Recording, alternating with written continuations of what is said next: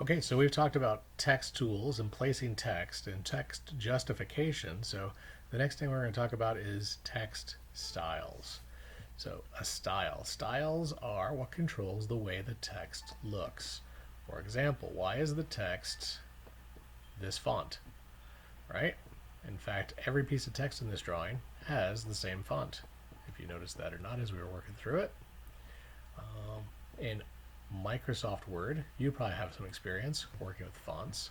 If you want to change the font in Word, what do? Well, you highlight the text and then you go over here to the font panel and you pick a new font for your text, right? And as you were going through, it even gives you a little preview of what that's going to look like when it's all done. And some of them are really cool looking, right? So usually in Word, this is a decorative thing that we do. Maybe if we're writing a paper, we're told we have to use Times New Roman. Maybe we're working on a project and we want to make it look fun, an invitation to a party, so we set up Comic Sans, right? So this is how we control the way the text looks in Microsoft Word. We don't control the text like that in AutoCAD. There's a different system for controlling the font and the way the text displays. Okay, and these are called text styles. So you can, if you want to, type STYLES. This is one way to get to the Styles Manager. STYLE style. There we go. And then what we have is we have the dialog box that lets us set up the way the text is going to look. Now, all drawings, when you start them, come in with two different text styles. One is called annotative text and one is called standard text. Can I just tell you right now, we don't want to do anything with annotative text. We do teach annotative text in our advanced classes, but for this level of class, we are sticking with standard text. The way you can tell that a style is annotative is the box here is checked and it's got a little blue triad. It looks like the Mercedes symbol, right? So ignore that and avoid that, and if your text style you make has that little blue triad, you turn off the box here so that it's no longer annotative. But we're going to make believe it doesn't exist. We're going to work with standard, and we see that standard has been applied with a style. So the font that's been applied to the drawing for this standard style is Arial. Why Arial? No reason. Absolutely no reason. A lot of times when you see the word standard, you think, well, that's an industry standard. That's how everyone does it, right? That's what standard usually means. It's a standard practice or a standard operation. Well, in AutoCAD, standard just means what the programmers thought would be a good starting point.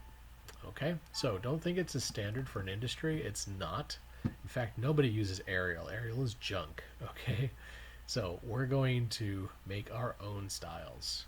Okay, and just the way that layers control the way the lines look, styles control the way the text looks. Now, another way to get to the Style Manager is the little annotation panel has a drop down. Right now it says you have two styles in this drawing, annotative and standard. If you want to get to the manager, click on this button at the end. That'll bring you back to that Style Manager. Okay, so just like we made new layers for our drawings, we're going to make some new styles. So let's click on New. We're going to make our first new text style. Now it's saying give the style a name. Now, honestly, you could leave it Style 1. If you do that and make another one, AutoCAD will give you Style 2 and then Style 3. AutoCAD's not very imaginative when it comes to making names, okay? So the problem with that is 1, 2, and 3 don't really tell me anything. Okay, those are terrible names. You can name the style whatever you want, but you should name it something that has some significance. So I'm going to call this Roman S. Roman S is short for Roman Simplex. I'll hit OK. And then I'll go to my fonts because I see that Romans, even though it's a new style, still has the Arial font like standard. So I'm going to go down my list and I'm going to find Roman S. And of course it's alphabetical. If you want to save yourself some time, select a font and then hit R on your keyboard and that will drop you down. There we go, Roman S.SHX. And now we see that this looks very different, doesn't it, from that Arial font? So we'll hit apply, we'll hit close, and now a couple of things just happened. If we look over here in our annotation panel, we see in addition to annotative and standard, we have Roman S. And in fact, since we just made it, it is now the current style. Okay, so whatever we type will go in on the Roman S style. So if I put in some text here, single line or multi-line, doesn't matter. It's in that new style. Okay, so you see the differences between Arial and Roman S. Arial is heavy. Arial is bold. Roman S is a single thin stroke for each letter. And this is actually the standard for most technical drawing fields, believe it or not. Now, just because we made this on one style doesn't mean it has to stay there. I'm going to open my annotation panel and then pin it open so it stays open. If I select a piece of text, it'll say, hey, this is the style it's on. It's kind of like with layers, right? When you select an object, the layer that it's on pops up in the layer drop down here. So this is telling me that this was made on the standard style. Well, I can go and I can plop it by clicking onto a brand new style. See, now this is also on that Roman S style. I'll take multi-line, says it's on the Roman S, and I'll say put it on standard. Okay, so just like you can change a line or a circle from one layer to another, you can pick a piece of text and change it from one style to another. Okay, let's go back to that manager. Now understand that this is only a name. Roman S is the name. I'm not really imaginative either, to tell you the truth, so I name the style the font name. This way when I'm looking down my list of styles, I know exactly what each one is. You could name the style Bob if you wanted to. Who's going to know? I mean, what's the difference, right? And you could pick any style you wanted for Bob. Roman C, Roman complex. Okay, and then if you put some of your text on Bob, well, now it matches the font that we selected for that style. Okay, but Bob doesn't really tell me much, right? So it would be better to give it a name that made some sense. Also be aware that later on, if you change, see Bob is Roman C right now, it looks like that. Well, I'm going to change Bob to Algerian. Algerian's very stylized, very cool looking. I'm going to hit apply and close. And look what happened to the text. And do you see how all that text that was in the Roman C style is now in this Algerian font?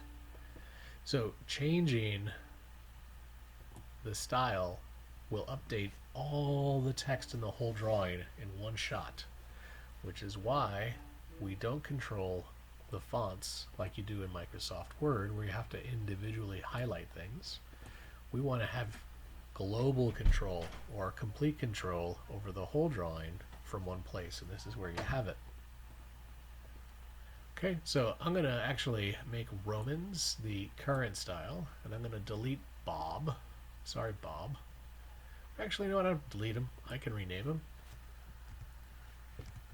Let's face it, Algerian's pretty cool looking, right? So now that's one of my styles I get to use. All right, let's make another new style. We're going to call this one City Blueprint. Okay. Now, we were on Romans. That was current. And then we made a new one called City Blueprint. Notice that that did not change the font name, did it? So we have to actually go through and hunt and find City Blueprint to make that change. And you see what City Blueprint looks like? This kind of font is favored by people that do construction and architecture because it looks less rigid than Roman S. So we'll use the City Blueprint font for City Blueprint style. That'll now be our current style. See, City Blueprint. And if I plop some single line text over here, how about put it here and put it here? Oh, it remembers we're doing fit, huh? And then the endpoint, it's still on angle, right? Align text. But we see the point that now it has that new style. And if we want to put it back on standard, we can, or Romans we can, or Algerian we can. We can switch the text from one style to another. Okay, let's take a look at a couple more maybe. We'll make a new style. We'll call it Poor Richard.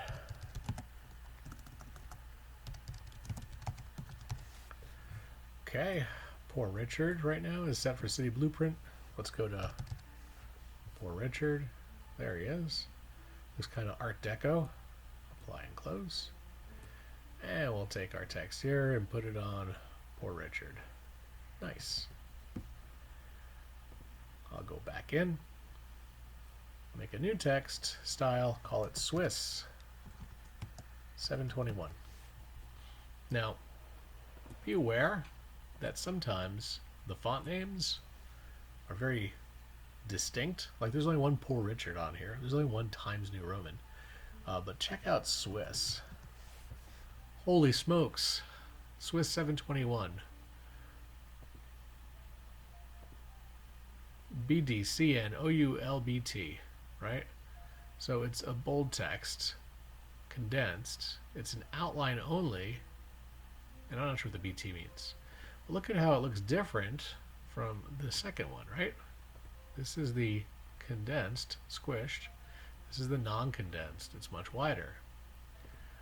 How about this one? This is still Swiss 721, but this is black condensed bold text. Okay, that's expanded bold text with black.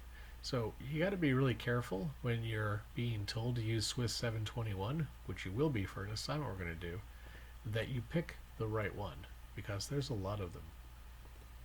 Okay, so I'm going to set it for this one, Swiss 721 BDOULBT. And I might even go here and rename this to reflect how specific we're being, right? It's BD OUL space BT.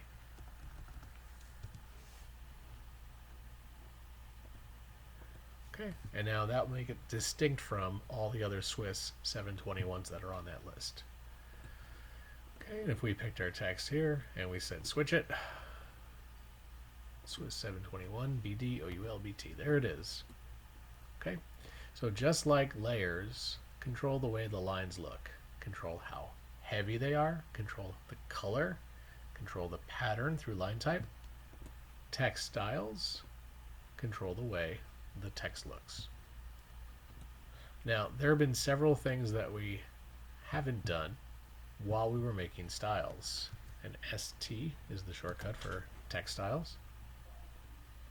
So one of the things we haven't done is we have not assigned a height to any of these text styles. Have you noticed that? And this is important, okay? If you want to make text that's a certain height, don't set the height here. If you set the height here, then you will never be able to change the height out here on the paper, okay?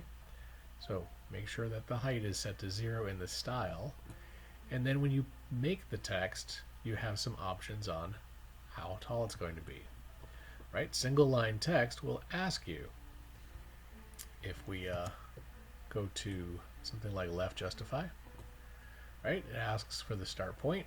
It asks for the height, and if you don't like the height it's giving you, you can make it 0.125. And then it asks for the angle, and then you type.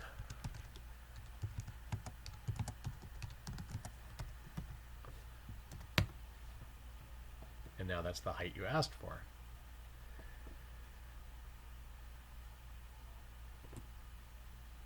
If we work with multi-line text, we'll place some text. The way to control the height of multi-line text is a little bit different.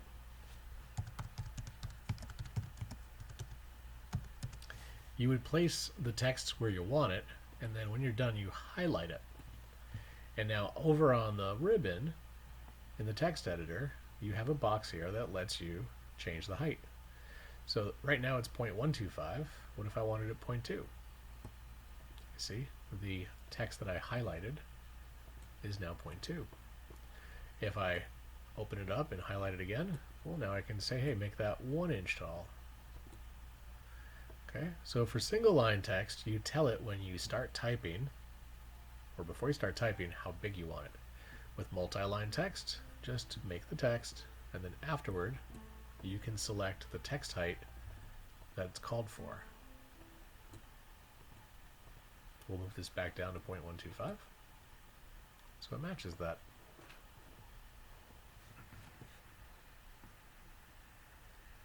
Now there is another way to interact with text that's kind of an advanced technique, and I'm going to show it to you because I like you. Okay? And this is what it is. You can select your text, and then you can right click, and at the very bottom, the very last option on the context menu is called Quick Properties. Quick Properties. So when you open up Quick Properties, notice what it tells you. It tells you that this is a piece of text.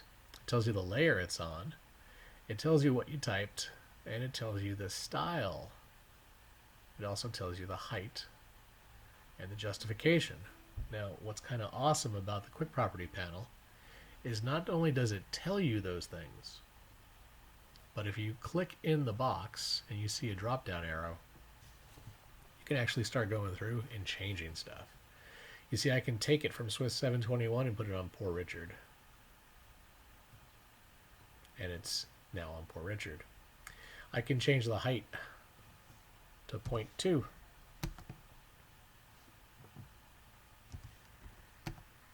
And now it's much bigger. And we see that it's left justified. There's a little grip down here for the text. Well, I can go in and I can even change the justification. Now it's got top center justify. So sometimes working with text is a little bit of a pain in the neck, but if you understand that you can go in with your quick properties and select, right click, quick properties, that a lot of these fields are things that you can adjust and modify on the fly. You can switch it to a different layer. You can use a different style. We can change justification or height or even rotation.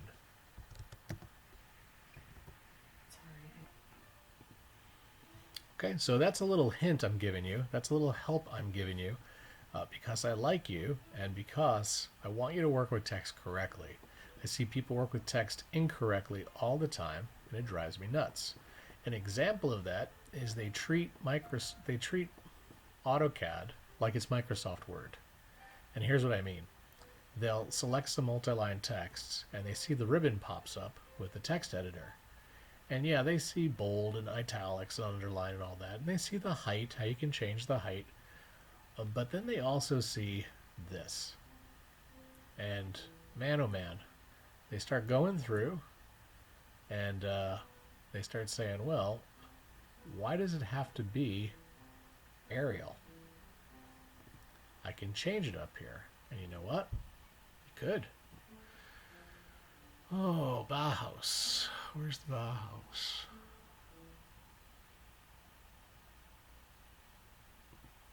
Okay, there it is, huh? That's nice. So the problem becomes when we start selecting multi-line text and changing the style, changing not the style, changing the font over here. This is bad news, okay? Because what that means is that we are overriding the style. It means this text isn't going to look to the style anymore for direction. It's going to look to what you set it for specifically. Okay, why is that a problem? Well, do you remember when we were working with layers that I told you it's a bad idea? It's a real bad idea to take things and to change either their color or their weight or their line type through the properties panel, because this is overriding what the layer is telling it to do. So that's a bad idea. And this is just as bad an idea when we go in and we start saying, look, I'm not going to mess with this style. I'm going to just change everything I want to right here, just like I would if I was using Microsoft Word. So what's the harm, right? You're saying, what's the harm, Willis? Why you got to be so crazy about this? Here's the harm. Later on, I come to you and I say, hey, I noticed in your drawing, you've used Arial. You've used standard style. You've used Arial. I want you to go through the whole drawing, and I want you to update it. I want you to use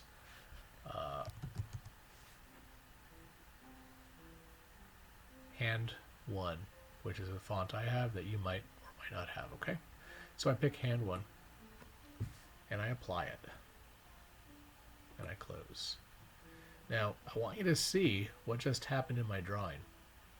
Everything that was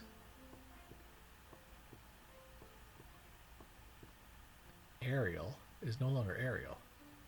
Everything that was Arial is now Hand 1.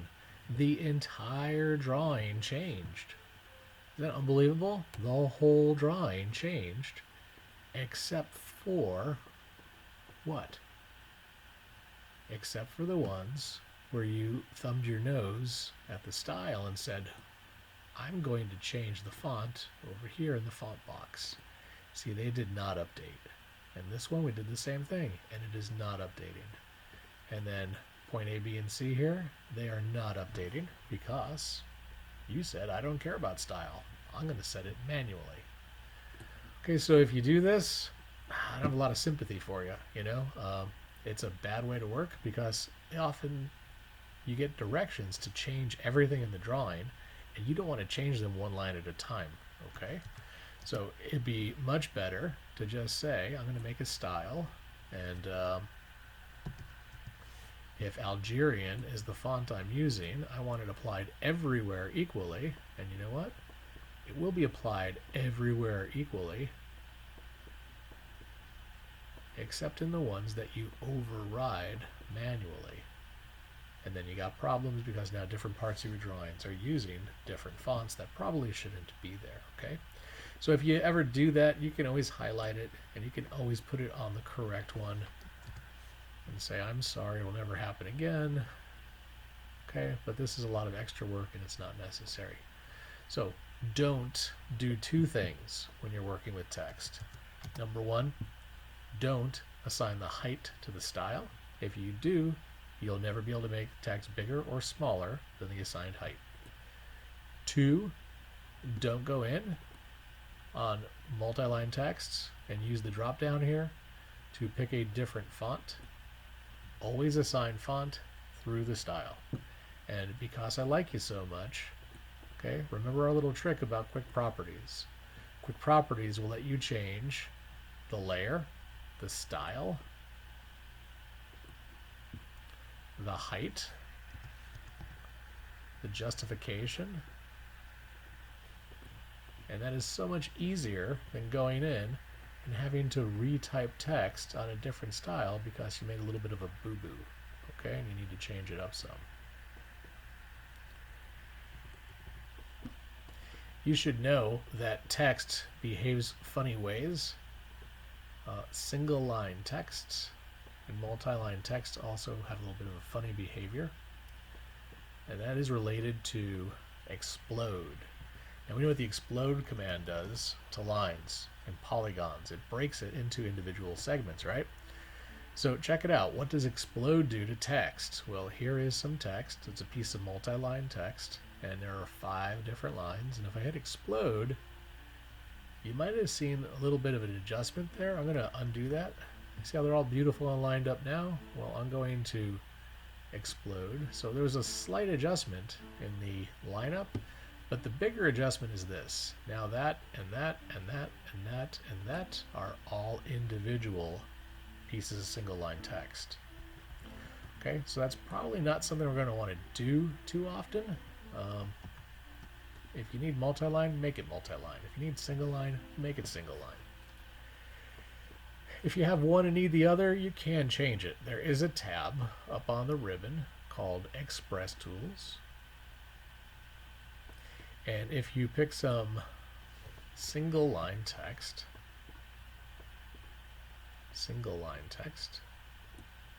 you can convert it to multi-line text. Okay, so now it's a piece of multi-line text. And when you double click on it, we'll see all the stuff come up in the ribbon, right? Just like multi-line text gets. If you pick several pieces of single line text and say convert them to multi-line text, we'll check it out. Now they are all part of one paragraph. Okay.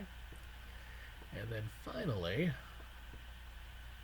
if you wanted to take text, this is single. Let's go to some single line text. There we go. Single line text. I can convert it to multi-line text, or I can take it and I can explode it. So you can actually find the command called text explode. And what that does is it takes the text and it turns it into lines. It's not text anymore. You can't double click on it and change the spelling or add more words. What you've done is you've taken the outline of the text and reduced it to lines, circles, arcs, ellipses, things like that. Okay. But if you don't want to come over here and play on the Express tab, that's fine.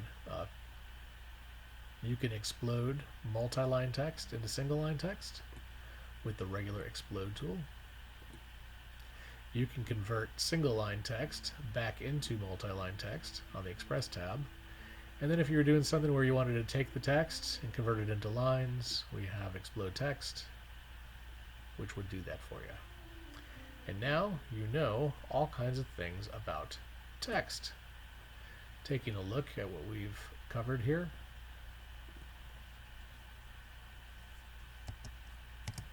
For fonts, we have Arial, we've got some fancy fonts, we've got condensed fonts, right? And the idea is that fonts are controlled by style, unlike in Microsoft Word where you can control them individually. These individual pieces of text all look a little bit different because the font is different. So the textiles will control the font that you're using.